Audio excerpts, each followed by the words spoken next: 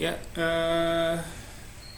selamat siang. Assalamualaikum warahmatullahi wabarakatuh. Terima kasih atas waktunya hari ini. Semoga sambil bisa makan siang ya, sudah sudah makan siang. Eh, yang belum makan siang silahkan sambil makan siang aja daripada nanti nggak masuk mata apa pelajarannya. Yang mau ngopi-ngopi silakan, saya juga sambil ngopi sebentar. Oke, ya. Ya, hari ini menunya ada 3 ya, seperti yang sudah disampaikan. Saya munculkan dulu materi hari ini. Pertama kita bahas UTS ya, sedikit feedback dari saya. Terus sebentar. Terus kita bahas tugas selanjutnya ya, dan terakhir kita bahas angket. Kemarin sudah kalian sudah mengisi angket juga ya, terima kasih. Kok nggak muncul? Sebentar.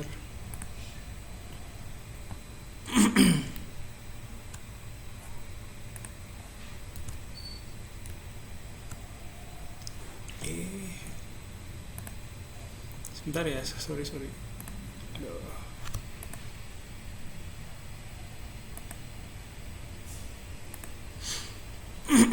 Oke, sip.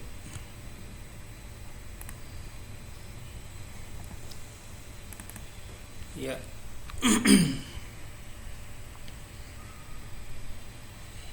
Sebentar, apa sudah? Aduh. Apa sudah muncul? Ya, oke, makasih ya. Ya, sekali lagi terima kasih atas usahanya dalam perkuliahan ini ya. Kita sama-sama punya keterbatasan ya, keterbatasan fisik, keterbatasan mental, keterbatasan apalagi banyak lah ya. Jadi dalam keterbatasan itu ya kita sama-sama berusaha semaksimal mungkin untuk mendapatkan sesuatu dari sini ya. Jadi yang mendapatkan sesuatu itu bukan mendapatkan pelajaran ya, bukan kalian saja ya. Saya pribadi juga belajar bagaimana menjadi fasilitator yang baik begitu ya. Tapi ya apa yang saya pikirkan itu belum tentu baik juga untuk saya pikir baik, tapi belum tentu juga baik untuk kalian. Jadi perlu kerjasama ya, perlu komunikasi ya. Terus kemarin juga UTS sudah selesai, nilai juga sudah saya keluarkan kalau nggak salah ya, tadi malam kalau nggak salah. Kalau ada yang mau diskusi mengenai nilainya silakan, bisa japri ya. Terima kasih atas kerjasamanya. Terus tadi saya juga sudah sampaikan komunikasi adalah hal yang paling penting ya dalam hal apapun, termasuk dalam perkuliahan. Walaupun saya bilang ya kalian boleh bilang apa saja di sini, silakan ya bilang begitu juga, belum tentu kalian bisa benar-benar menyampaikan gitu ya apa yang kalian pikirkan. Jadi untuk menjalin komunikasi yang lebih baik, kemarin saya sengaja buat angket dan sudah kalian isi ya, terima kasih. Dan hari ini kita bahas hasilnya. Terus dari hasil angket ada yang bilang UTS-nya terlalu mudah begitu ya. Ya memang saya sengaja tidak memberikan materi atau soal wacana baru untuk diterjemahkan. Pertimbangannya karena untuk belajar itu ya kadang ya kita nggak tahu apa yang membuat kita belajar gitu. Kadang wacana yang baru itu juga justru membuat ada tantangan baru ya, sehingga kita bisa belajar. Tapi kadang dengan wacana yang lama pun ya kita bisa mendapatkan sesuatu, jadi kita nggak tahu gitu. Jadi saya selalu mencoba hal-hal yang baru ya, saya juga kadang nggak paham hasilnya akan seperti apa gitu ya. Dan ini perlu masukan juga dari kalian. Walaupun UTS-nya terlihat gampang ya, karena kalian sudah memikirkan wacana yang sama itu sekitar 2 minggu ya. 2 minggu termasuk minggu TS berarti 3 minggu mungkin. Enggak ya, 2 minggu kayaknya. Tapi tetap saja masih ada mahasiswa yang tidak teliti ya. Intinya sih di kuliah sudah dibahas, tapi tidak ada refleksinya begitu, tidak ada hasil. Kan harusnya begini, ada misalnya kalian bikin output nih, terus ada feedback terhadap output ini. Nah, berdasarkan kegiatan ini diharapkan ada perbaikan begitu.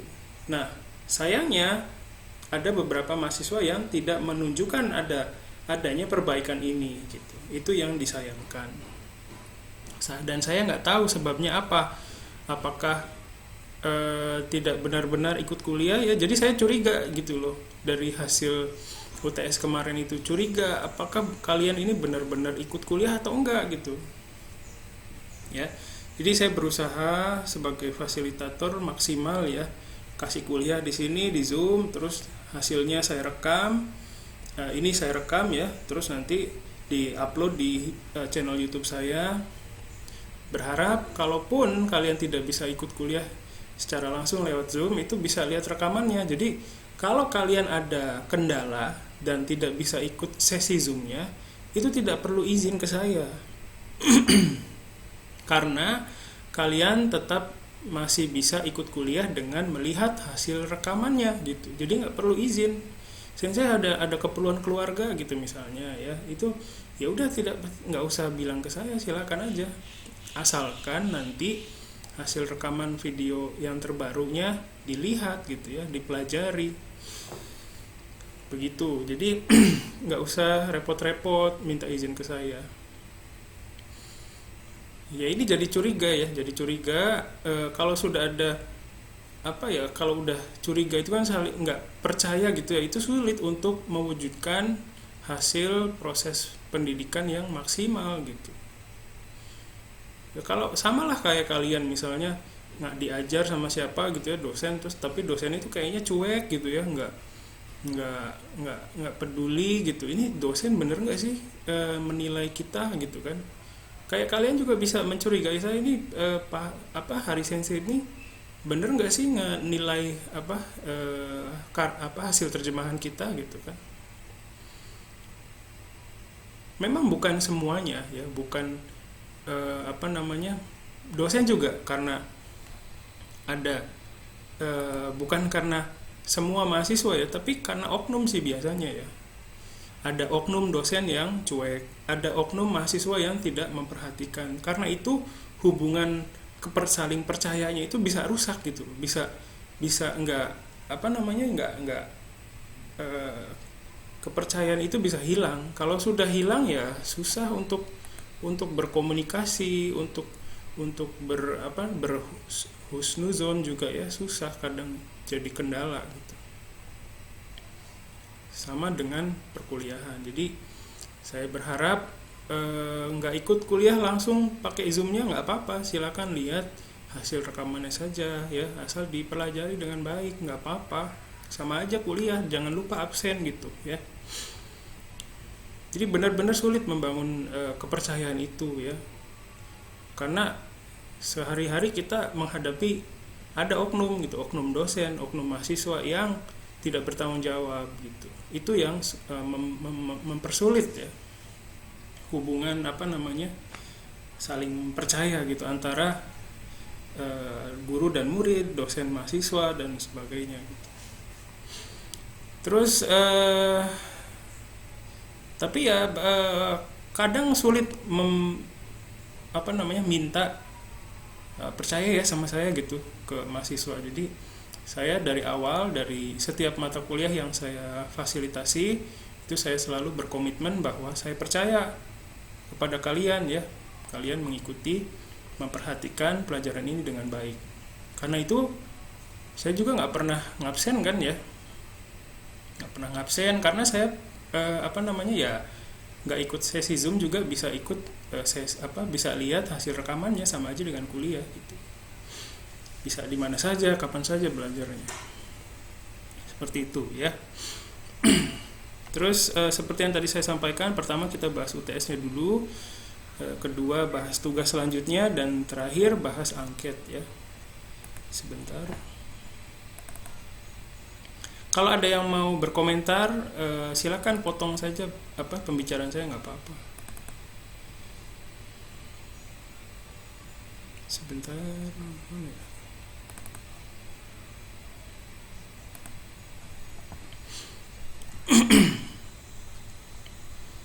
Oke. Ya, jadi kemarin itu kita sudah menerjemahkan wacana dengan judul Karasuno Ka Kochang.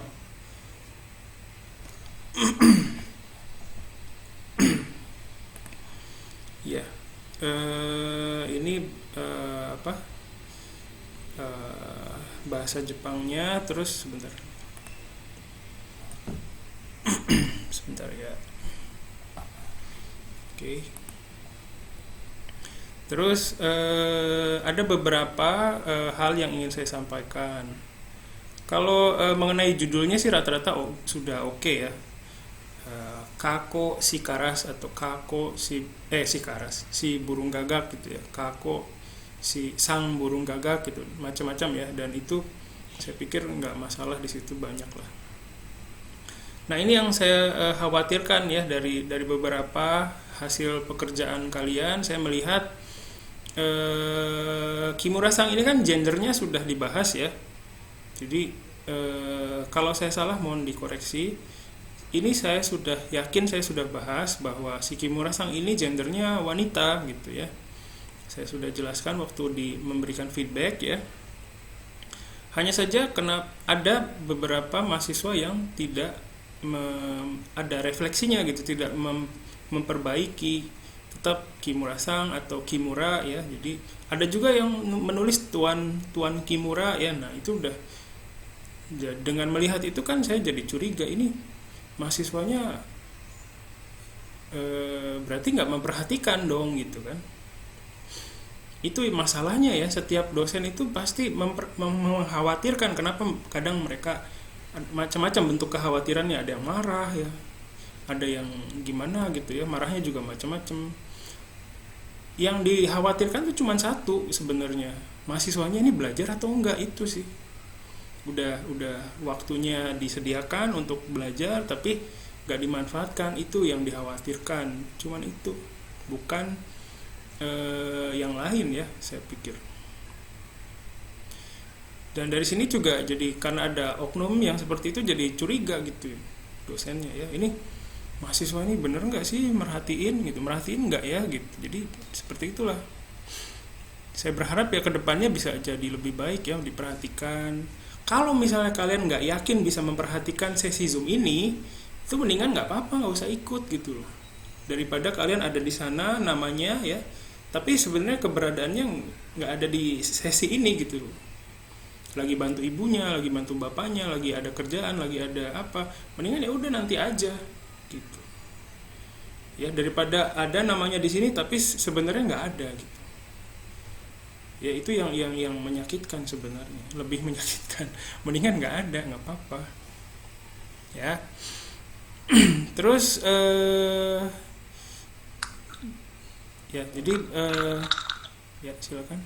Nggak ada, oke. Ya, jadi Kimura-san ini wanita, jadi ya ya silakan. Ini yang Kimura-san ini, jadi tuh saya kan udah pas saya ngajar kan saya udah tahu gitu kalau Kimura perempuan. Tapi pas saya lihat di beban kerja udah itu nggak dapat ilustrasinya, jadi pas saya mau terjemahin ke perempuan tuh takutnya kurang enak karena kita tuh nggak tahu ilustrasinya. Jadi saat saya kasih gabung bicara gitu ke apa yang saya sampaikan, saya takut salah, jadi makanya saya tulis Kimura gitu. Ya, oke. Ya, makasih. Ya, jadi saya pikir alasannya juga macam-macam ya. Ya kalau alasannya seperti itu ya udah. Tapi kalau misalnya ada gak beralasan, ya itu yang bermasalah gitu. Kalau misalnya kalian sudah mendengarkan tapi outputnya memutuskan seperti itu nggak masalah. Kalau kalian sudah tahu gitu, saya sudah tahu nih tapi saya tetap memutuskan seperti ini, itu bukan masalah. Yang bermasalah itu yang tidak memperhatikan itu. Saya bukan mempermasalahkan outputnya gitu ya. Outputnya begitu, tapi kalau dasarnya berdasarkan pengetahuan akan feedback sebelumnya, itu bukan masalah ya, jadi nggak apa-apa. Yang saya khawatirkan tadi ya, nggak memperhatikan gitu loh ya. Jadi kalau misalnya berdasarkan pengetahuan akan feedback dan memutuskan pakai Kimura saja, ya nggak apa-apa ya. Oke ya, makasih ya. Terus ini juga ada yang masih menerjemahkan kata umareru jadi lahir ya. Memang sih sebenarnya secara harfiah nggak salah, hanya saja masalahnya subjeknya itu seekor burung ya, dan burung itu tidak dilahirkan tapi menetas dari telur gitu. Oke, terus ada juga yang menerjemahkan okikunaru itu menjadi dewasa ya. Ini juga saya sudah sampaikan di perkuliahan bahwa okikunaru itu menggambarkan perkembangan secara fisik ya, menjadi besar begitu, bukan menggambarkan perkembangan secara mental ya. Kalau dewasa itu kan mental. Karena apa? Buktinya misalnya kita lagi misalnya ngomongin seseorang yang tingkah lakunya tidak sopan misalnya ya, tidak menunjukkan bahwa dia sudah seorang yang sudah harusnya berpikir lebih baik gitu untuk dalam bertindak. Kan kadang bilang dia itu orangnya nggak dewasa gitu kan misalnya. Sebenarnya fisiknya udah besar tapi bisa dibilang gitu dia tidak dewasa gitu. Itulah buktinya bahwa dewasa, kata-kata dewasa adalah kata-kata yang menggambarkan perkembangan secara mental ya, bukan secara fisik. Masalahnya kita kenapa nggak bisa bilang dewasa terhadap burung gagak? Nah kita kan nggak tahu secara biologically gitu, maksudnya secara biologi si karasnya ini, si burung gagak ini dewasanya kapan gitu loh. Kan susah juga untuk menilai hal-hal yang seperti itu ya. Jadi sebaiknya ya sudah besar begitu saja cukup. Ini sudah dibicarakan tapi tidak ada mahasiswa yang tetap menggunakan dewasa ya, itu saya juga nggak paham kenapa ya. Terus ada juga yang menggunakan ini, jadi ima dewa sukkari Kimura-san no kazoku no ichi ni nari Kako-chan to iu namae de yobarete imasu. Nah, Kako-chan to iu namae de yobarete imasu, dipanggil dengan nama Kako begitu ya. Tapi ada menggunakan dikenal, dinamai ya, ini udah beda bahasa Jepangnya. Kalau dinamai kan nazuke rareru gitu kan ya. Ada bahasa Jepang seperti itu. Kalau dikenal kan shirarete iru, itu beda lagi. Jadi kita melakukan improvisasi, melakukan penyesuaian terhadap bahasa Indonesianya ya. Silakan.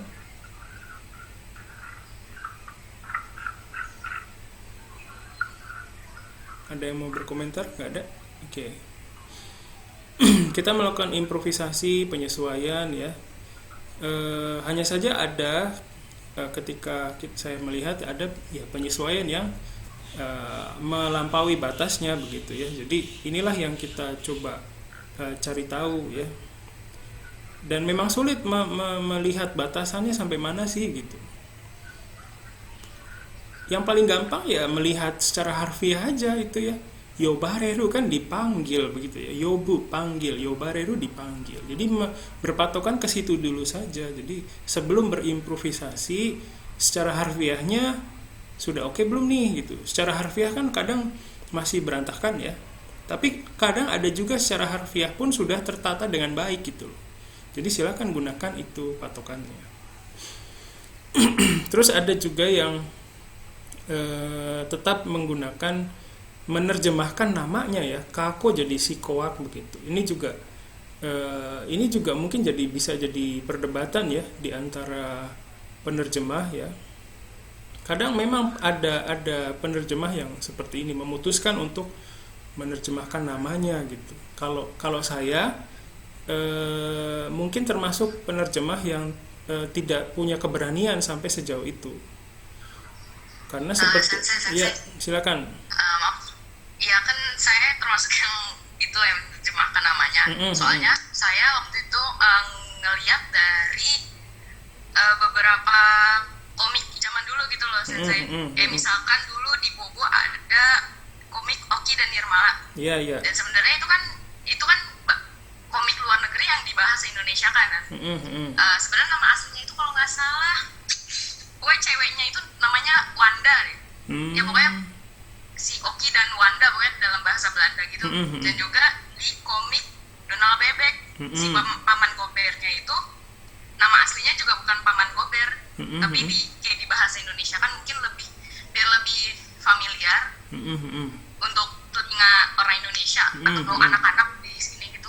Jadi berangkat dari situ saya, oh ya udah karena spekulasi saya ini cerita untuk anak-anak karena soal tentang binatang ya.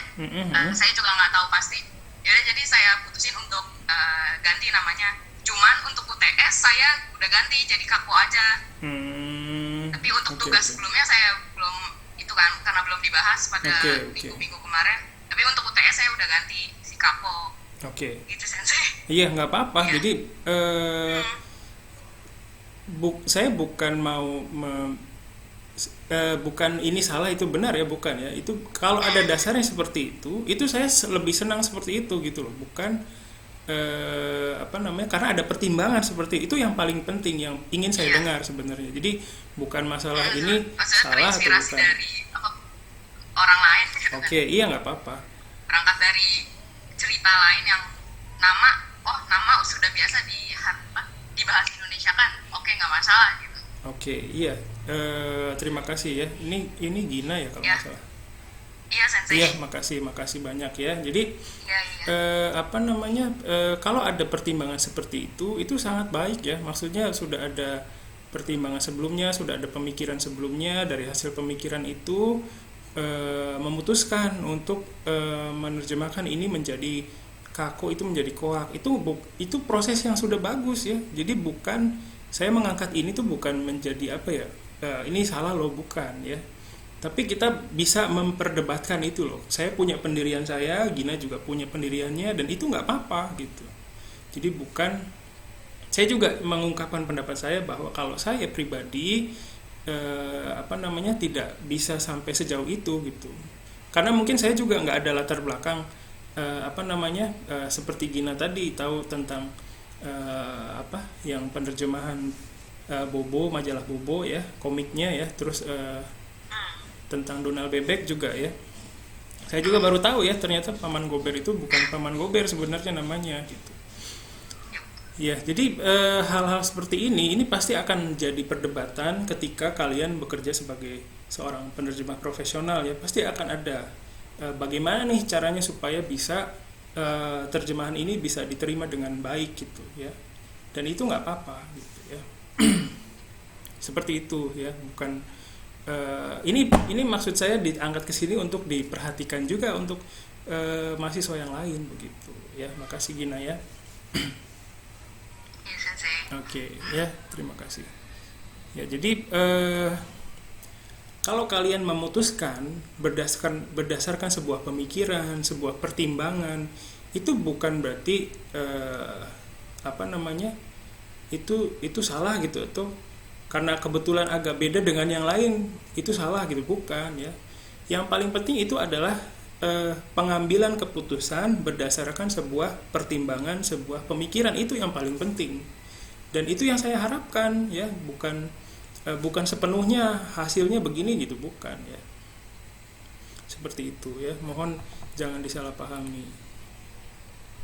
Oke, terus selanjutnya kalimat selanjutnya yang ini nih, yang onakao ue ni suru ya, onakao ue ni shite kaka to nakimasu ya. Jadi saya juga sudah sampaikan di di perkuliahan ya, kalau onakau ue ni suru itu memang punya kecenderungan diartikan mengangkat perutnya gitu ya, atau dengan perut terangkat. Tapi setelah saya konfirmasi sama native ya, kondisinya bukan seperti itu ya. Saya sudah gambarkan ke kalian bahwa intinya si burung gagak tuh ketika dipeluk ya sama Kimura-san, itu dia menghadap ke Kimura-sannya itu. Nah itu silakan, kondisinya sudah saya gambarkan, silakan itu ekspresi bahasa Indonesianya saya serahkan kepada kalian gimana caranya nih gitu ya. Jadi kalau perutnya terangkat itu juga agak, kalau dibayangkan agak sulit untuk diterima ya kalau menurut saya. Jadi secara bahasa Indonesia juga gitu, jadi mungkin perlu dipertimbangkan lagi. Terus mengenai bunyi burung gagak juga ya, maksudnya bunyinya ya berkicau atau menciap gitu, itu juga sudah dibicarakan di perkuliahan. Pada dasarnya ini kan seperti gionggo ya, onomatope kalau dalam bahasa linguistiknya, atau gionggo kalau bahasa Jepangnya ya. Jadi kata-kata yang menirukan suara sesuatu gitu. Jadi berkicau itu ya berasal dari kicauan burung yang bunyinya yang kicau kicau kicau gitu kan. Atau kalau menciap itu kan biasanya itu ya anak ayam gitu, ciap ciap ciap, karena bunyinya begitu. Nah sementara kalau burung gagak itu kan bunyinya ka gitu ya. Jadi ini juga perlu dipikirkan lagi gitu kesesuaiannya. Jadi kalau misalnya diterjemahkan ka tonakimasu itu berkicau gitu ya, menciap, ini jadi gapnya terlalu luas gitu, gapnya terlalu dalam ya, jadi agak kontras gitu ya. Jadi agak menarik perhatian sih ya, menarik perhatian kok begini gitu. Jadi karena bunyinya ka tapi diekspresikannya menciap atau berkicau. Nah ini agak berlawanan dengan kenyataan gitu ya. Jadi mungkin perlu perlu dipikirkan lagi ya. Terus ada juga meneriakan kakak. Nah, meneriakan itu biasanya meneriakan sesuatu ya, meneriakan kebebasan misalnya, meneriakan para demonstran, meneriakan kata-kata turunkan misalnya ya. Jadi secara gramatikal mungkin meneriakan ini belum sesuai dengan agak menjauh dari teks aslinya gitu ya. Jadi perlu jadi mungkin dari sini saya melihat kendala kalian dalam menerjemahkan, kendala saya juga ya. Itu bukan hanya kemampuan bahasa Jepang saja, tapi kemampuan dalam mengekspresikan sesuatu dalam bahasa Indonesia juga bermasalah ya. Ada masalah di sini, kita punya kesulitan itu gitu. Ya. Terus yang selanjutnya juga ada yang ini ya. Jadi yoru wa ie no chikaku ni aru ki no ue de nete imasu ga onaka ga suku to daidokoro ni haite kite ya daisuki na hamburger nado o moratte tabete imasu. Jadi si Kako-chan ini dia nggak ngambil burgernya sendiri, tapi moratte tabete imasu. Jadi mendapatkan ya. Jadi dia tidak mengambil burgernya sendiri. Jadi mungkin ketika si Kako ini masuk ke dalam dapur, kedengeran oleh Kimura-sannya, terus Kimura-san juga ke dapur ya, terus disiapkan gitu, terus dikasih gitu, diberikan makanannya oleh Kimura-san. Jadi bukan mengambil sendiri. Kalau Kako Kako mengambil burgernya dan memakan. Kalau mengambil itu kan berarti ada inisiatif sendiri gitu ya. Nah ini masalahnya tidak bisa seperti itu Kakonya, tapi dia mendapatkan dari Kimura-san.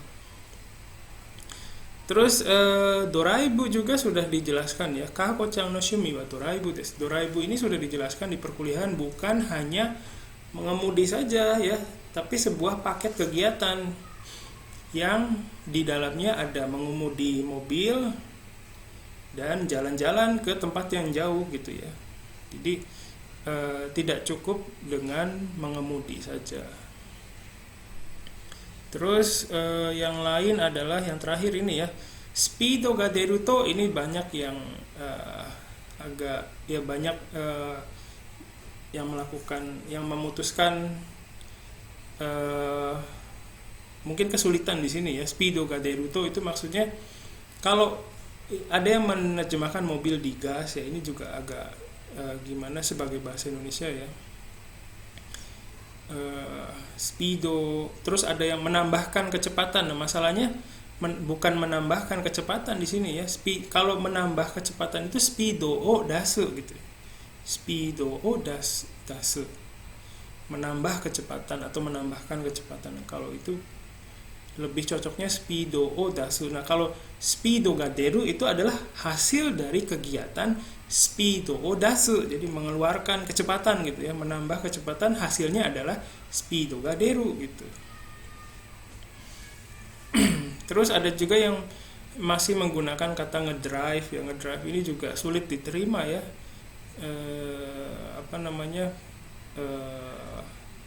Ya mungkin ada pertimbangannya juga, tapi secara bahasa Indonesia ya tidak berterima gitu ya. Perlu dipikirkan lagi. Nah, terus yang selanjutnya adalah speedo ga deru to hane o hirogete jouzu ni balansu o tori gitu. Nah, bagian ini nih. Jadi kegiatan utamanya adalah si kako ini menjaga keseimbangannya gitu. Nah, menjaga keseimbangannya dengan cara apa? Dengan cara melebarkan sayapnya begitu ya. Sudah banyak sih yang bagus ya terjemahannya, sudah banyak yang mencerminkan hasil feedbacknya, hanya saja masih ada yang terbalik gitu ya. Jadi menjaga melebarkan sayapnya lalu menjaga keseimbangannya, bukan, tapi melebarkan sayapnya ini adalah metode yang digunakan si kako, cara yang digunakan oleh si kako untuk menjaga keseimbangannya gitu. Sama kayak hashi o tsukatte taberu gitu ya. Atau sama dengan jitensha ni notte ga koni iku gitu. Itu juga sama. Jadi pergi ke sekolah dengan naik sepeda gitu. Jadi naik sepedanya itu adalah sebuah alat untuk pergi ke sekolah. Ya, terus yang terakhir ya, ada juga yang kako-chan wa jibun ga karas de aru koto o wasurete shimatta you da to Kimura-san wa hanashite imasu. Ada yang menggunakan wasureru-nya itu, ada yang menggunakan bahasa Indonesia melupakan ya. Kalau melupakan, kenapa tidak sesuai ya? Kenapa saya angkat di sini sebagai bahan pembicaraan? Karena kalau melupakan dalam bahasa Indonesia ya, ini ada unsur kesengajaan gitu, ingin melupakan ya. Sementara si kako ini tidak ada usaha yang dilakukan oleh si kako ini untuk melupakan dirinya, bahwa dirinya adalah seekor burung gagak gitu kan.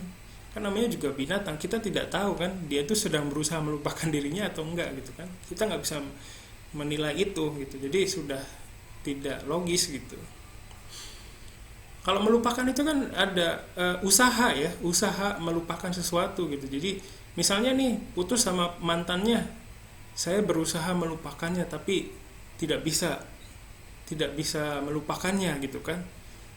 Nah, karena ada bukti kalimat itu membuktikan bahwa melupakan itu adalah usaha yang dilakukan dengan sengaja untuk menuju kondisi lupa gitu. Ya. Jadi tidak bisa diaplikasikan di sini karena kita nggak tahu karase ini burung gagaknya kan namanya binatang, jadi nggak mungkin ada binatang berusaha melupakan dirinya gitu ya. Jadi pakai kata lupa saja sebenarnya. Lupa adalah hasil dari kegiatan melupakan gitu. Nah, ini juga sebenarnya kesadaran terhadap hal-hal seperti ini dalam bahasa Indonesia mungkin karena kita native ya, agak sulit menyadari hal-hal seperti ini dan wajar kalau tidak tahu gitu ya.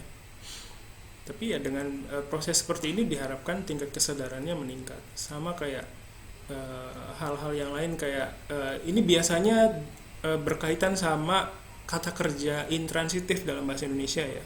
Kayak hilang, lupa ya, terus jatuh ya. Sebenarnya kata kerja intransitif dalam bahasa Indonesia itu dia tuh sifatnya aneh sebenarnya. Kata-kata kerja dalam bahasa Indonesia dia punya karakteristik yang tersendiri Di satu sisi dia sebagai verba menunjukkan sebuah aktivitas, tapi di sisi lain dia tuh juga bisa menggambarkan sebuah kondisi, ya.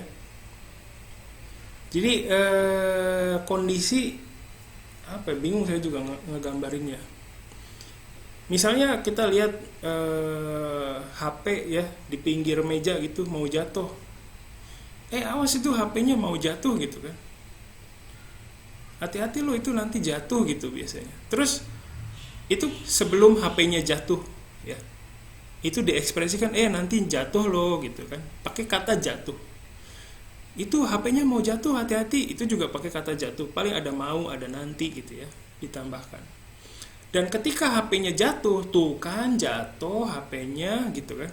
Tetap juga dengan kondisi yang sudah ada di bawah lantai misalnya HP-nya, itu dengan menggunakan verba yang sama, jatuh gitu. Terus misalnya kita lihat, kita lagi jalan nih, terus tiba-tiba di jalan ngelihat ada dompet yang jatuh di jalan gitu. Terus cerita ke temen, tadi gue lihat ada dompet jatuh di sono gitu kan. Tetap aja dalam kondisi seperti itu kita menggunakan kata jatuh gitu. Dengan kondisi yang berbeda, kita menggunakan verba yang satu bentuk aja gitu. Di sini membuktikan bahwa kata kerja intransitif dalam bahasa Indonesia itu ini jadi pelajaran bahasa Indonesia ya. Ya tapi itu punya ciri khas yang tersendiri ya. Sebelum jatuh pun jatuh, sesudah jatuh pun jatuh, sudah jatuh dalam waktu yang lama pun jatuh gitu. Tapi kan bisa ditambahin imbuhan sensei. Kenapa? Tapi kan bisa ditambahin imbuhan. Imbuhan Jadi gimana? Terjatuh ya. Tapi fakta bahwa kita bisa mengekspresikan dengan satu kata jatuh tadi itu ada kan? Ya. Nah itu nggak bisa disangkal kan? Nah itu buktinya. Begitu. Karena Jadi bahasa Indonesia itu ada tensesnya. iya. Jadi Yang paling Satu keunikannya itu. kenapa? ya kalau ngertiin saya kalau nemu kata-kata kayak gitu bingung juga jadinya Iya. kalau dari bahasa luar. Soalnya kalau kita bilang jatuh juga, apa kalau kayak bentuk lampau gitu kita bilang jatuh juga, nanti orangnya nggak dapet, tapi pengen Iya. ditambahin yang lain juga rasanya kurang pas gitu bahasa Indonesianya. Iya betul ya. Ini Zoom-nya kita udahin dulu ya. Nanti kita sambung lagi, udah habis nih. Oke, sensei. Ya bentar ya. Kita sambung lagi di link yang sama. Nah, Oke maaf.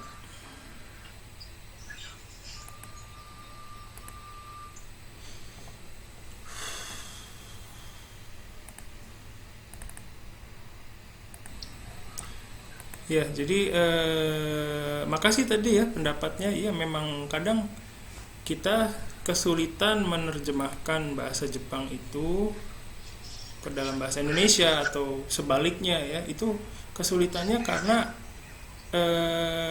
sensitivitas kita ya, kesadaran kita terhadap bahasa kita sendiri itu rendah. Itu masalahnya yang saya hadapi ketika mengajar terjemahan baik Indonesia Jepang atau Jepang Indonesia. Itu kendalanya, itu salah satunya ya. Jadi bukan sepenuhnya bergantung pada kemampuan bahasa Jepang ya. Kadang kita kesulitan tuh karena kita nggak paham bahasa Indonesianya seperti apa gitu. Kadang yang sifatnya kata kerja intransitif dalam bahasa Indonesia yang bisa seperti itu juga kan kita nggak sadari. Kalau nggak ada kuliah kayak gini kan kita nggak, ya udah lewat aja gitu kan. Ya sama saya juga ketika saya mempelajari ini saya baru paham, oh ternyata beda ya. Ternyata intransitif Indonesia tuh dia luas sekali pemaknaannya, medan maknanya gitu. Kayak misalnya gini deh, orang Indonesia kan kalau misalnya dia HP-nya misalnya atau dompetnya hilang gitu ya, kalau orang Jepang itu bilangnya, misalnya dia lapor ke polisi, sumimasen, saifu o nakushite shimattan desu keredomo gitu. Saifu o nakusu ya. Jadi kalau diterjemahkan secara harfiah itu dia menghilangkan dompetnya. Nah, sementara kalau dalam bahasa Indonesia kita tidak bisa menggunakan ekspresi yang sama. Bisa sih. Misalnya saya menghilangkan dompet saya, Pak, gitu ya. Tapi biasanya akan ditanya kalau pakai ekspresi seperti, kenapa kamu hilangkan dompetnya, kan gitu. semuanya. Nah itu dia, jadi mekan Hilangkan. yang di tengahnya itu intransitif itu apa ya, itu kan kalimat intransitif yang jadi kalimat kata kerja transit kata kerja intransitif yang jadi kata kerja intransitif yang jadi kata kerja transitif kan Transitif, iya. ya. Jadi dari hilang yang kata kerja intransitif dia menjadi, dengan mekan itu dia menjadi kata kerja transitif gitu. Nah itu kalau kata kerja transitif menghilangkan ya dalam bahasa Indonesia itu tidak bisa kita gunakan ketika lapor ke polisi, karena dalam kata menghilangkan itu ada unsur kesengajaan. Nanti ya ditanya gitu, kenapa kamu menghilangkan dompet kamu gitu kan. Biasanya orang Indonesia kan bilang, Pak dompet saya hilang kan begitu ya. Jadi kadang kalau saya ngajar bahasa Indonesia itu suka saya bercandain nih, kalau orang Jepang ini terlalu menyalahkan diri sendiri, saya bilang saya menghilangkan dompetnya, padahal kan sudah berusaha. Kalau orang Indonesia, saya sudah berusaha menyimpan dompet saya, tapi dompet saya hilang begitu saja kan begitu kan. Bukan salah saya sudah berusaha gitu. Sementara kalau orang Jepang itu saya pikir orang Jepang itu terlalu menyalahkan diri sendiri, padahal kan udah usaha, kenapa bilang menghilangkan gitu kan. Nakushitai wake janai desho kan gitu. Ya. Kadang saya bercandain begitu, tapi dari unsur kebahasaan memang kalau dalam bahasa Indonesia menghilangkan itu punya unsur kesengajaan yang kuat gitu. Makanya kita tidak bilang begitu ya. Jadi sama kayak melupakan tadi ya, melupakan juga kenapa tidak bisa menggunakan kata melupakan ya. Si gagak ini tidak melupakan soalnya karena dia tidak bisa berusaha melupakan sesuatu kan, karena dia binatang dan kita nggak tahu kondisinya dia gitu, makanya tidak bisa berterima gitu kata melupakan ini ya. Seperti itu sih ya. Sorry agak cerita bahasa Indonesianya agak banyak hari ini, tapi ya kadang begitu ya, kita kesulitan itu karena kita nggak punya kesadaran yang cukup terhadap bahasa Indonesia kita sendiri. Oke, silakan kalau ada yang mau berkomentar atau bertanya lagi. Terus ini ada sedikit lagi yang mau saya tunjukkan.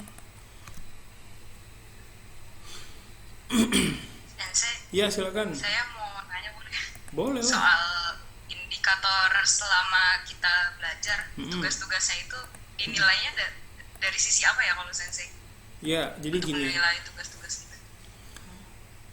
Pertama, Indikator apa aja? ya terima kasih. Jadi pertama, Saya penasaran aja soalnya. oke ya terima kasih ya. Pertama gini,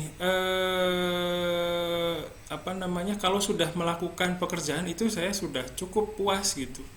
Jadi saya selalu kasih nilai terendah itu ya 80. Itu karena saya sudah cukup puas dengan kalian kan kerjaannya itu berat tuh. Pertama dengerin dulu ya, terus dicatat gitu ya, terus baru diterjemahkan. Nah itu sudah sebuah pekerjaan yang berat dan saya mengapresiasi itu dengan memberikan nilai 80. Tapi sekarang itu saya kadang bingung juga karena standar nilai saya terlalu baik begitu. Ya. Jadi sekarang setelah ini kan saya bikin angket kemarin ya. Ini terus ada mahasiswa juga yang banyak menggunakan Google Translate ya. Ini juga nanti mau saya bahas sih sebenarnya, dan saya jadi bingung karena keterlibatan si Google Translate ini ada yang banyak banget gitu. Makanya jadi tidak bisa menghargai mahasiswa yang benar-benar menerjemahkan secara tidak manual. Ya betul manual gitu ya. Jadi walaupun saya berusaha, jadi mahasiswa mungkin kalian ya berpikir mau usaha gimana pun hasilnya segitu-segitu juga gitu kan ya.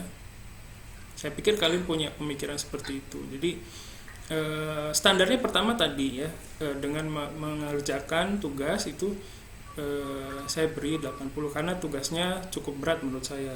Saya juga soalnya ngerjain ya. Terus dari situ juga pekerjaannya cukup berat, jadi saya pikir dengan apresiasi dengan nilai segitu saya pikir cukup gitu ya. Terus untuk hasil hasil terjemahannya itu saya melihat kita kan ada feedback ya, ada feedback, terus kita diskusi, dan berdasarkan diskusi itu kita ada kesepakatan lah gitu lah yang di perkuliahan, walaupun kadang kesepakatannya itu tidak bilang itu kita sepakat terjemahannya begini ya gitu loh. Kadang kesepakatannya itu ya mengalir begitu aja. Nah, berdasarkan itu kalau ada yang di luar hasil feedback itu nilainya saya kurangi. Itu saya 1 poin, 2 poin, 3 poin, maksimalnya 85 ya. Kenapa 85? Karena dalam prosesnya kalian masih perlu feedback. Kalau tidak perlu feedback lagi, saya kasih 90, 100 itu nggak masalah. Tapi maksimal di sini 85 saya setting seperti itu. Dari situ nilainya saya kurangin berdasarkan kejanggalan yang saya temui begitu. Seperti itu sih. Oke, jadi hasil standar atau standar penilaian saya juga tadi saya sampaikan ya, mengalami kebingungan karena jadi tidak bisa mengapresiasi mahasiswa yang benar-benar bekerja sesuai dengan proses yang saya harapkan gitu. Nanti ini saya mau bicarakan juga sih. Seperti itu kira-kira. Oke Sensei, terima kasih. Oke, ya sama-sama ya. Iya, jadi kalau memang ada yang pertanyaan ya berkaitan seperti itu saya sangat senang sekali bisa ngobrol mengenai itu. Kalian punya rasa keingintahuan gitu ya, ini nilainya kayak gimana sih gitu. Itu sangat bagus ya, dan patut dipertahankan dan patut dipertanyakan kepada dosen-dosen yang lain juga gitu. dan kalau misalnya kalian punya ide lain, penilaiannya kayak gini aja sensei misalnya, itu juga saya sangat senang ya kalau ada seperti itu, ada pendapat ya, kita bisa diskusi ya. Terus yang ingin saya sampaikan terakhir ini, ada mahasiswa yang menerjemahkan kadang lupa. Nah, sementara kadangnya ini tidak ada di konteks di teks asalnya ya, jadi ini juga mungkin kalau menurut saya ya ini sudah melebihi batas yang seharusnya ya, jadi harus diperbaiki ya. Itu saja mengenai UTS. Silakan ada lagi yang mau dikomentari atau ditanya.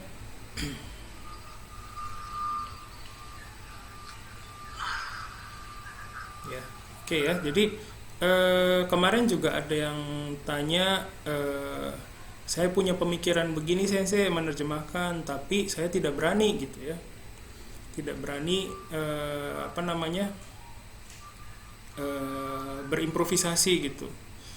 Nah, itu saya harap sih tidak ada ketakutan seperti itu ya. Nah, ini juga kenapa nilai saya berikan itu tidak terlalu ketat ya, karena saya berharap kalian tuh punya keberanian dalam berimprovisasi gitu, nggak takut gitu loh, nggak takut nanti kalau saya salahnya banyak, saya nilainya jelek gitu loh. Saya juga menghilangkan kekhawatiran itu supaya kalian bisa bebas kerjanya gitu. Seperti itu ya. Terus kalau tidak ada pertanyaan lagi, saya masuk ke penjelasan tugas selanjutnya ya sebelumnya. Itu saya ya. Lebih umum sih ke ini, lebih umum ke penerjemahan kan di yang kapo juga sama yang nanti kita mulai ini, saya juga udah cek videonya. Itu kan biasa gitu kalau orang Jepang manggil nama pakai san gitu. Cuma saya lihat kalau di video itu kan dia lebih yang pemerannya itu yang ceweknya ini dia muda. Kalau kita tulis pakai Ibu Ishihara kayaknya kurang pas gitu. Tapi kalau Ishihara doang kayaknya kurang sopan gitu. Iya. Nah, itulah ya hal-hal yang kalau kalian bingung ya, kebingungan itu saya pikir wajar dan itu yang saya harapkan. Kita bingunglah bersama ya, kita berdiskusi gimana caranya supaya bisa dapat sebuah penerjemahan yang ideal gitu. Jadi nggak apa-apa kalau bingung. Ya, itu harapan saya. Karena kalau jadi penerjemah, interpreter itu selalu nayami mas apa itu, bingung ya, selalu dihadapi dengan kebingungan, dan saya berharap kalian belajar dari kebingungan itu supaya bisa punya kekuatan untuk mengambil keputusan gitu. Itu yang penting soalnya. Ketika kalian bingung, ambil keputusan bisa atau enggak. Itu yang sangat berperan waktu kalian menerjemahkan. Kalau misalnya terus terperangkap dalam kebingungan itu, ya susah juga. Ya. Kita di sini berdiskusi ya mengenai penerjemahan yang mana sih yang oke gitu, yang sesuai ya. Nah, dari berdasarkan diskusi-diskusi kecil itu kita berharap bisa mendapatkan patokan-patokan yang bisa memperkuat memperkuat kemampuan, meningkatkan kemampuan pengambilan keputusan kita gitu. Pengambilan kalau bahasa Jepangnya itu handang ryoku ya. Jadi itu juga penting. Nah, ini tugas yang ke-8 ya. Jadi berdasarkan angket itu kalian ada yang berharap bisa isi materinya itu bisa lebih bervariasi ya, jangan yang kemarin-kemarin mulu ya. Jadi di sini sekarang saya ngambil satu buah video dari YouTube ya. Isinya adalah sebuah namanya tuh butai aisatsu kalau nama bahasa Jepangnya. Jadi semacam konferensi pers sebelum premier sebuah film. Jadi ada nih satu film baru, nah pas mau ditayangin pertama di bioskop itu ada artis-artisnya muncul berdialog sama penontonnya gitu. Itu bukan jajan. Iya. Semacam press conference gitu ya. Nah, nanti di dalam videonya itu ada dialog, ada wawancara ya antara MC dengan satu orang aktris yang muncul di film tersebut, namanya Ishihara Satomi ya, mungkin kalian juga ada yang sudah tahu ya. Ya, jadi nanti untuk naskah bahasa Jepang MC-nya itu saya sudah tuliskan untuk kalian. Jadi kalian tinggal lengkapi bagian yang artisnya saja ya. Ini yang kosong-kosong ini silakan kalian lengkapi. Terus tapi kalian perlu menerjemahkan semua naskahnya ya. Jadi yang saya sediakan hanya naskah bahasa Jepang MC-nya saja. Kalian tinggal lengkapi naskah bahasa Jepang artisnya dan terjemahan secara keseluruhan gitu. Semuanya. Ya, betul. Ya, jadi di sini sudah ada di kertas kerjanya sudah ada tempatnya ya. Jadi kalian tinggal gunakan ini saja.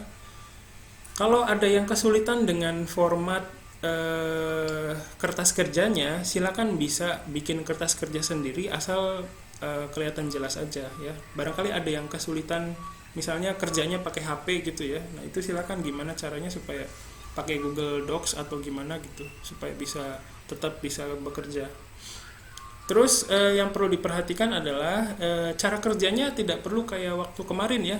Kalau kemarin tuh pakai metode dictogloss ya. Namanya dictogloss itu didengarkan dulu sampai terakhir baru tulis kan. Nah, itu kan butuh waktu yang lama. Jadi untuk kali ini silakan kalian cara kerjanya menangkap informasinya bebas. Jadi bisa didengarkan, di-pause dulu, dicatat, dinyalakan lagi, di-pause lagi, dicatat, itu boleh seperti itu ya.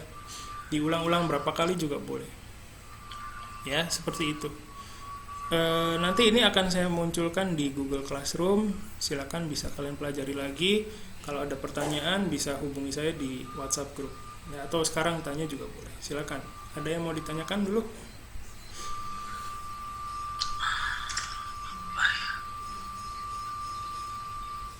Ya.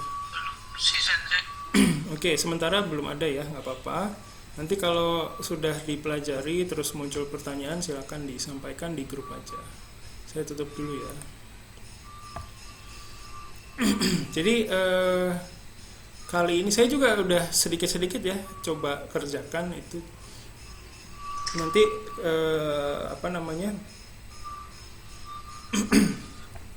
kendala-kendala yang kalian hadapi waktu mengerjakan tugas ini ya dicatat aja ya, diingat ya, nanti disampaikan pada saat kita membahas tentang feedbacknya ya. Oke, terus selanjutnya kita lihat angket ya, terakhir. Angketnya sudah ada di sini hasilnya, sebentar.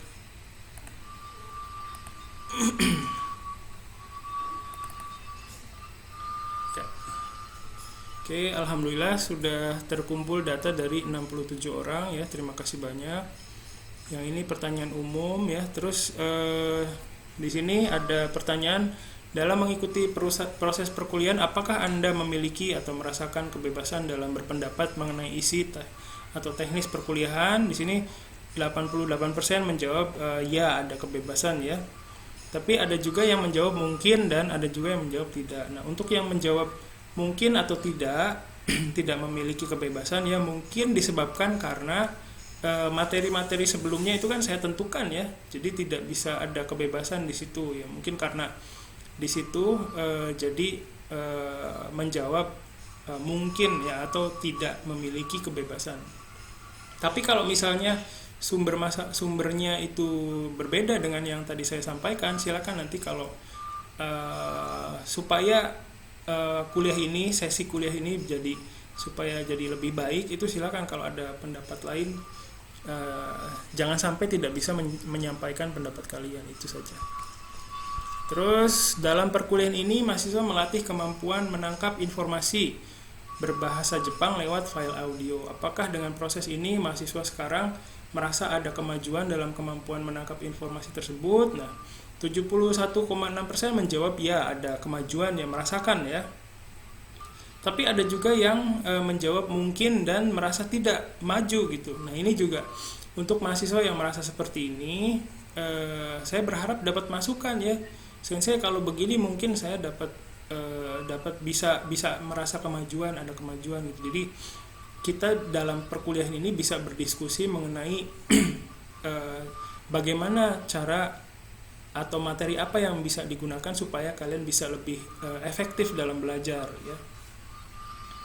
Terus kendala terbesar apa yang Anda alami dalam menerjemahkan wacana bahasa Jepang ke bahasa Indonesia? Ini sebagian besar menjawab penyesuaian ekspresi dalam bahasa Indonesianya ya.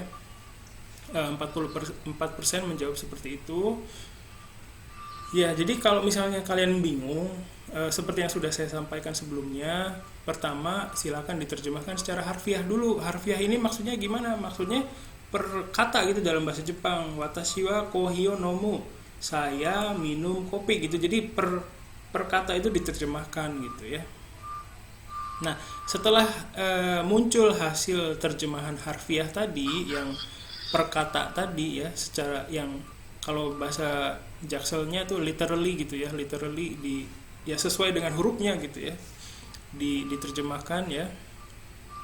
Nah, setelah itu kan pasti ada kalimat yang sudah oke, tapi ada juga kalimat yang mungkin aneh gitu ya. Aneh itu dilihat dari bahasa Indonesianya kan ini hasil akhirnya bahasa Indonesia.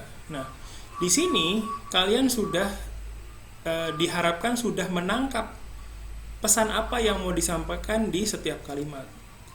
Dan di sini kalian bisa menyerahkan penyesuaian itu ke kemampuan kalian sebagai seorang native bahasa Indonesia.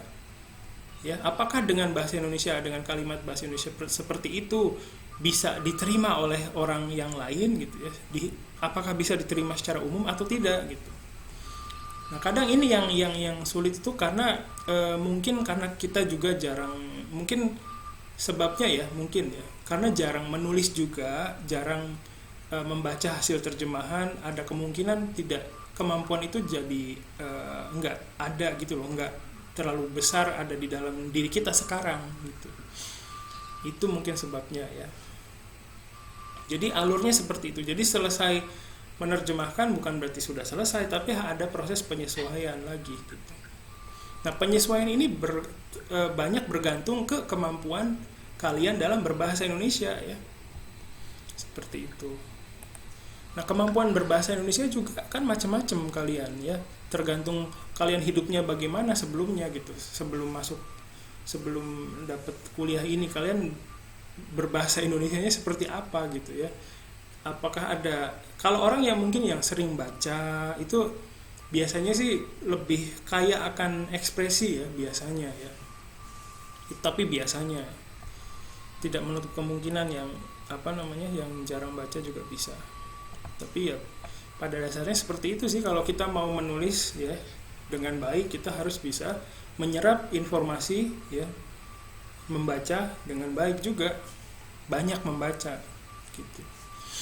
Seperti itu. Terus media aplikasi apa saja yang kalian gunakan dalam menerjemahkan? Banyak ya, kalian banyak kamus online, terus aplikasi terjemah Google Translate ya. Saya tidak melarang penggunaan Google Translate, hanya saya karena nggak bisa melarang tuh karena ya teknologinya ada di tangan kalian gitu, ada di genggaman kalian, jadi sulit untuk melarang. Walaupun saya bilang nggak boleh gitu kan, tetap aja nggak tahu gimana kan, kita nggak tahu gimana kerjanya kalian ya. Jadi saya tidak pernah dalam perkuliahan saya apapun tidak pernah melarang, hanya saja berusaha mengajak, memberikan fakta-fakta bagaimana kalau kita pakai Google Translate itu. Google Translate itu oke kalau kita pakai untuk sekedar senang-senang aja ya. Misalnya di Jepang lagi jalan-jalan terus nggak ngerti apa gitu, terus pakai Google Translate bisa berkomunikasi dengan itu oke ya. Tapi untuk proses belajar bahasa asing, untuk menguasai bahasa asing dengan Google Translate itu agak sulit ya. Jadi sekarang kadang kita kan merasa kebingungan, ini nerjemahinnya dari mana nih gitu kan. Nah itu tidak akan, kemampuan itu, feeling itu tidak akan didapat kalau kalian gunakan Google Translate. Kalau Google Translate kan tinggal copy paste terus jadi gitu, oh gini ya bahasa Jepangnya gitu. Kalau sekedar untuk memenuhi rasa penasaran kalian itu oke. Tapi untuk belajar sebaiknya jangan. Walaupun itu hanya digunakan untuk menerjemahkan sebuah kata. Kenapa tidak oke? Karena Google Translate itu AI-nya masih jelek. Lebih baik pakai kamus online yang lain kayak Weblio gitu ya. Itu lebih baik, walaupun nggak ada Jepang Indonesia Jepang ya, tapi adanya Jepang Inggris gitu ya, atau Inggris Jepang. Lebih baik pakai Weblio daripada Google Translate, karena Google Translate itu ya gimana ya, nggak bisa saya pakai ya, saya juga pakai setiap minggu saya pakai, karena setiap minggu saya pakai jadi saya tahu sifatnya gitu loh. Sifatnya Google Translate, kalau kalimat kayak gini nih biasanya munculnya kayak gimana, itu saya insya Allah bisa mendeteksi gitu. Kalau terjemahan apalagi Indonesia Jepang ya, itu kelihatan banget gitu ya. Terus kadang saya bisa melihat mahasiswa pakai Google Translate, juga melihat background mahasiswa tersebut ya. Kadang pakai kalimat yang sebenarnya belum dia pahami gitu, kadang ada yang seperti itu. Jadi feeling ya nerjemahin itu kalian bisa dapatkan kalau kalian menerjemahkan secara manual dan mengartikan kata yang tidak bisa kalian pahami menggunakan kamus online, bukan penerjemah gitu. Kalau sekarang nanti deh coba aja pakai Google Translate untuk mengartikan pakai dan memakai, atau kata kerja lain lah yang kata kerja murni dan ditempeli imbuhan, hasilnya pasti beda. Lari dan berlari itu pasti beda biasanya ya, yang saya temuin.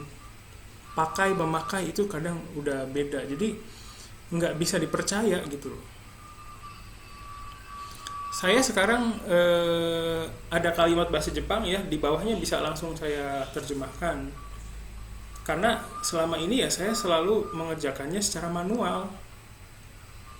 Dulu cuman pakai kamus ini nih, ada nih, saya baru beli kemarin, akhirnya bisa beli kamus ini lagi. Dulu waktu awal-awal saya nerjemahin pakai kamus ini, kebalik kemana tuh? Kamus kebalik ya kamus Jepang Indonesia ini Kenji Matsuura ya. Dulu zaman saya pakainya ini, jadi tebel gini kan. Ini buat tidur juga bisa, buat bantal. Ya jadi manual gitu. Jadi karena kerjanya manual, saya paham alurnya, mana kalimat utama, mana anak kalimat ya, mana kalimat utama, mana keterangannya, itu saya jadi paham gitu. Karena selama ini ya kerjanya manual. Kalaupun saya pakai Google Translate, itu selalu saya sesuaikan lagi, pasti beda, pasti rasanya tuh aneh gitu loh ya. Jadi dan itu sama sekali nggak membantu kalau menurut saya ya. Kalau kalian memang belajar mau menjadi seorang interpreter, seorang penerjemah yang baik, lebih baik untuk sekarang menghindari Google Translate. Kalau terpaksa nggak apa-apa. Kalau masih ada waktu, lebih baik kerjakan manual, pakai pakai kamus yang manual, kamus online ya, kayak Weblio. Itu Weblio tuh paling bagus kalau menurut saya. Selama ini saya kerja juga selalu pakai itu, reliable ya. Jadi kalau pakai Google Translate itu kemungkinan kalian mendapatkan sesuatu itu minim sekali ya. Kecuali kalian cuman mau hasilnya aja gitu. Jadi itu dikembalikan semua ke kalian. Pilihannya ada di kalian. Mau mendapatkan sesuatu di sini atau cuma mau lewat aja. Yang penting kuliah ini selesai gitu. Itu pilihannya ada di kalian semua. Ya, silakan membuat pilihan yang baik. Gitu aja. Ya. Jadi saya tidak akan kamu harusnya begini, kamu harusnya begitu. Itu kalian harus memutuskan sendiri. Mana yang paling baik untuk kalian, begitu ya. Jadi terus untuk yang menjawab ya, ini juga ada yang sampai hasil Google Translate-nya 60-80% ya.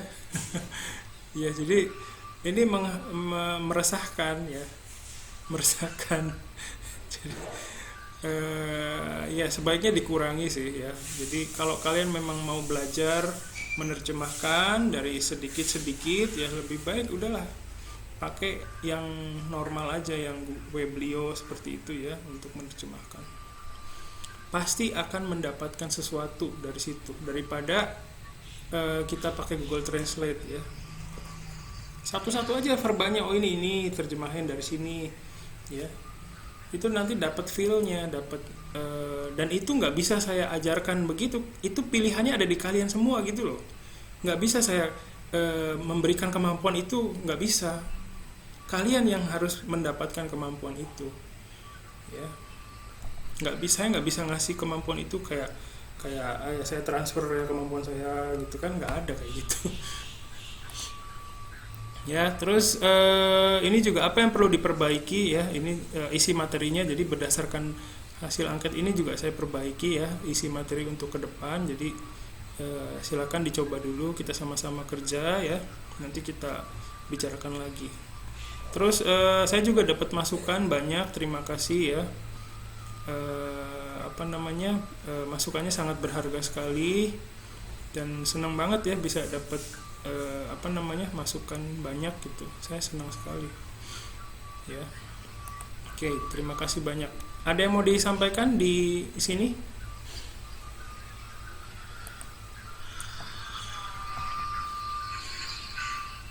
Tidak ada ya. Kalau tidak ada, baik. Kalau tidak ada komentar atau pertanyaan, sekali lagi terima kasih banyak atas partisipasi kalian di perkuliahan ini.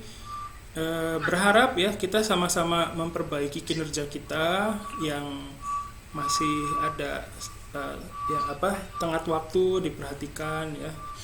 Terus sama saya juga memperbaiki kinerja saya. Terus kalau yang pakai Google Translate selama ini cobalah dikurangi ya, karena sayang waktunya.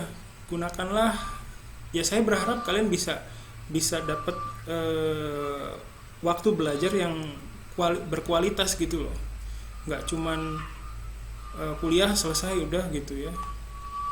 Saya pengen kalian juga kita sama-sama berharap kita sama-sama bisa belajar sesuatu ya. Baik, kalau tidak ada pertanyaan dan komentar, itu saja dari saya hari ini. Mohon maaf ini waktunya agak melebihi ya. Nanti silakan absen jangan lupa, terus tugasnya nanti saya munculkan di Google Classroom ya. Sekian, terima kasih. Assalamualaikum warahmatullahi wabarakatuh. Bye bye. Waalaikumsalam. Terima kasih banyak. Ya, otsukare sama des. Ya, otsukare sama des. Saya tutup ya.